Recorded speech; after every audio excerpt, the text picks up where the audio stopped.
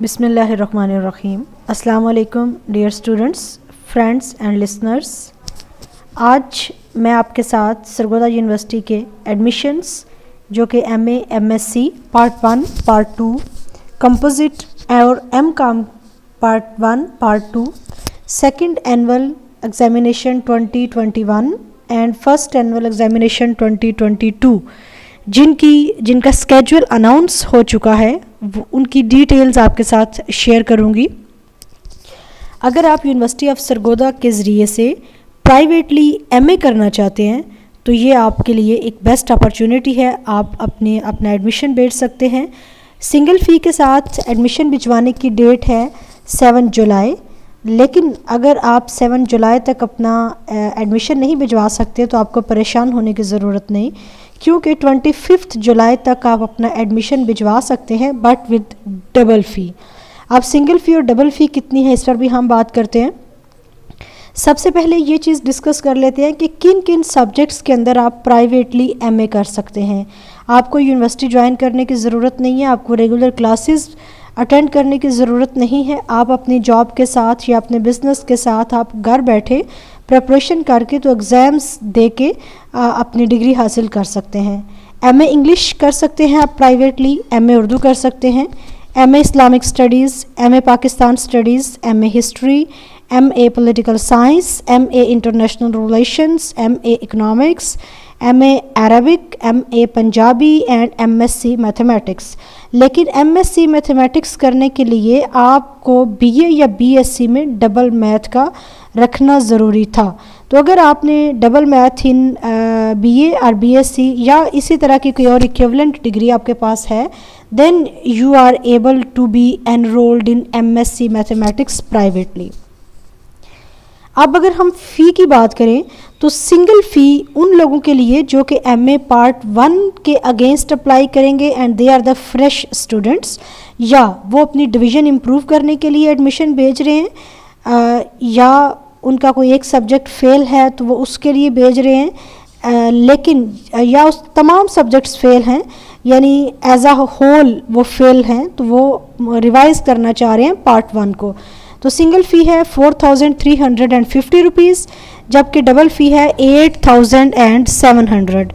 अब ये तो है उन स्टूडेंट्स के लिए जो पार्ट 1 का एडमिशन भिजवाएंगे, और वो लोग जो कि पार्ट 2 का एडमिशन भिजवाएंगे उनकी सिंगल फ़ी होगी 4,650 और डबल फ़ी होगी 9,300। और वो लोग जो कि पार्ट 1 और पार्ट 2 का इकट्ठा पेपर देना चाहते हैं उसे कंपोजिट एग्ज़ाम कहते हैं। तो कंपोजिट एग्ज़ाम की जो फ़ी है वो कितनी होगी, वो होगी 8,050 रुपीज़। 8,050 रुपीज़ पे करके तो आप पार्ट 1 और पार्ट 2 दोनों के पेपर इकट्ठे दे सकते हैं।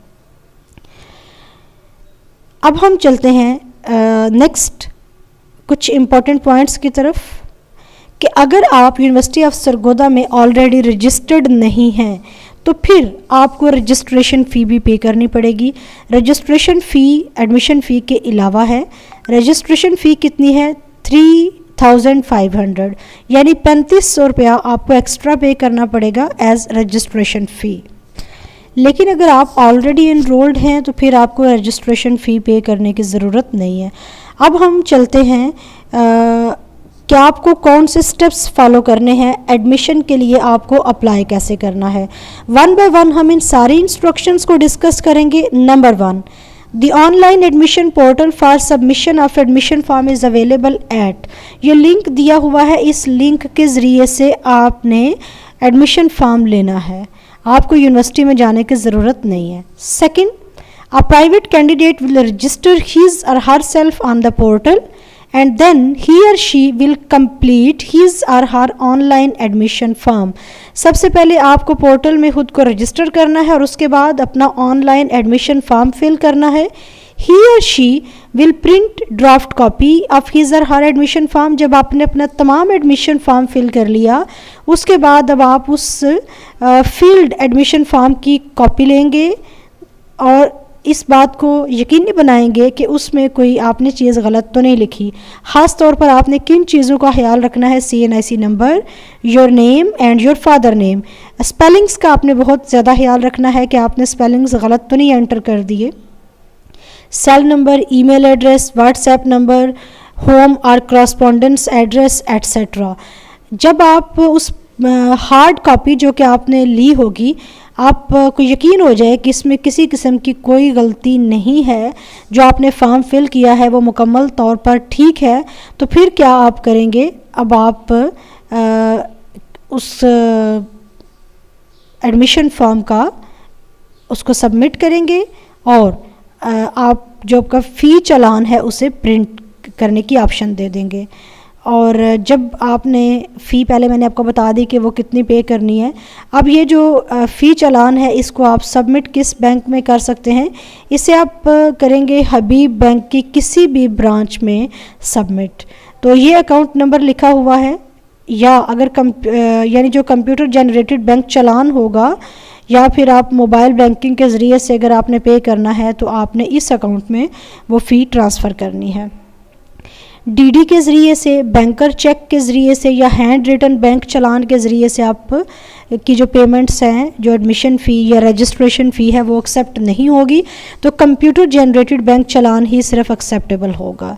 No manual bank challan is acceptable in any circumstances.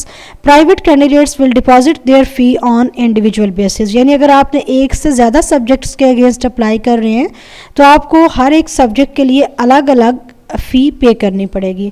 After depositing the फ़ी, जब आपने फ़ी डिपॉजिट कर ली, it is mandatory for a private candidate to upload deposited fee चालान और proof of HBL mobile transaction at online portal to download admission form. अब वो जो form आपने फ़िल किया था, वो फॉर्म एक्चुअली आपकी इंफॉर्मेशन के बारे में था। जब आपने वो सबमिट किया तो आपका चालान जनरेट हुआ। अब आपने वो फ़ी अपने बैंक में जाके जमा करवा दी, तो जो डिपॉजिटेड कॉपी है उसकी आप पिक्चर लेके तो उस पिक्चर को अपने उसी ऑनलाइन पोर्टल में जाकर अपलोड करेंगे। अगर आप उसे अपलोड नहीं कर पाएंगे तो जो एडमिशन फॉर्म है वो आपका डाउनलोड नहीं होगा। After successful submission of online admission form and deposit of prescribed fee, it is mandatory to print and submit signed hard copy of admission form along with required documents to the Office of the Controller Examination, University of Sargodha within due dates by post or by hand. दोनों तरीक़ों से आप by hand भी जाके submit कर सकते हैं, by post भी सबमिट कर सकते हैं। जो एडमिशन आपने ऑनलाइन सबमिट किया है उसकी हार्ड कॉपी, इसके अलावा जितने भी सपोर्टिंग डॉक्यूमेंट्स हैं वो आपने साथ अटैच करने हैं, क्योंकि जब आप वो एडमिशन की कॉपी निकालेंगे ना तो उसके ऊपर एक चेक लिस्ट बनी होगी जिसमें ये मेंशन होगा कि आपने साथ कौन कौन से डॉक्यूमेंट्स अटैच करने हैं। और ये एड्रेस लिखा हुआ है office of the controller of examination, university of Sargodha, अगर आपने बाय पोस्ट अपना एडमिशन भेजना है।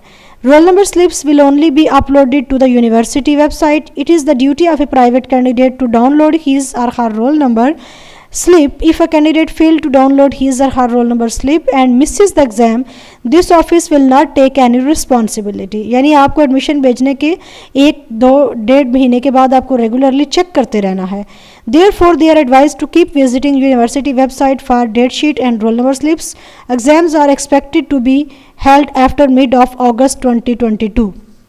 तो ये 22 अगस्त यानी अगस्त 2022 के मिड में एग्ज़ाम्स एक्सपेक्टेड है, लेकिन इससे डिले भी हो सकते हैं।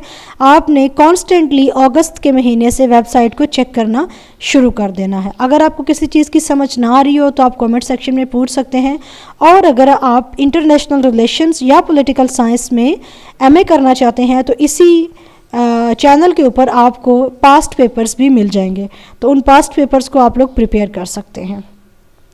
ये जो इंस्ट्रक्शंस हैं नीचे वाली, ये कॉलेजेस के लिए हैं या फिर उन लोगों के लिए हैं जो कि किसी कॉलेज के साथ अफिलिएटेड हैं और उस कॉलेज के ज़रिए से वो MA कर रहे हैं। प्राइवेट स्टूडेंट्स के लिए क्या इंस्ट्रक्शंस थी वो मैंने आपके साथ अभी डिस्कस कर ली हैं।